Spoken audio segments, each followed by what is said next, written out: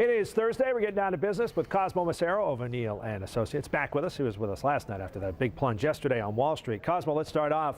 Those seeking unemployment benefits, number of 8,000 last week. And, there's numbers there you can look at in the sense that we went through Sandy, so maybe not a lot of people going to the unemployment office. Yeah, certainly a natural disaster, especially with that kind of impact, is the kind of thing that can, disruption in your life in that way can impact your ability to file for benefits, can throw off the process, the electronic process with power down for processing benefits and so forth.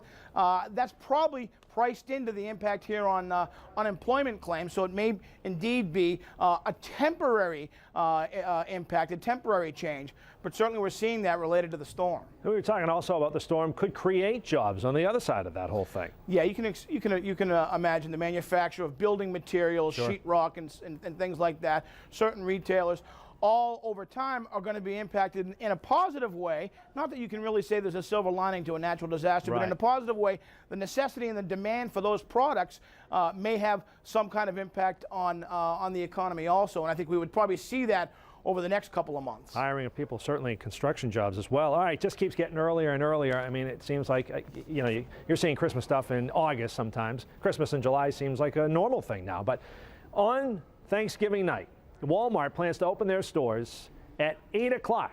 Forget Black Friday.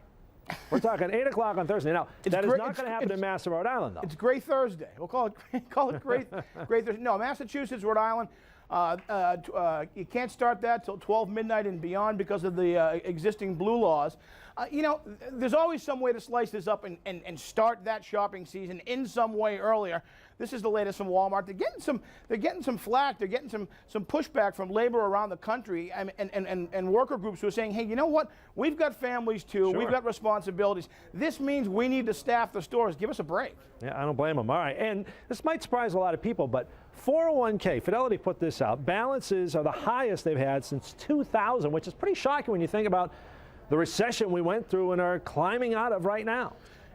Yeah, we went through that economic downturn, that fall off in the market. That's starting to come back. Just in the past quarter, the S&P 500's up 6%. That helped people's accounts, but really, folks are just putting more money into their 401k accounts. Those numbers are up 7%. The average contribution is almost $8,000 annually, right, up 7% from 5 years ago.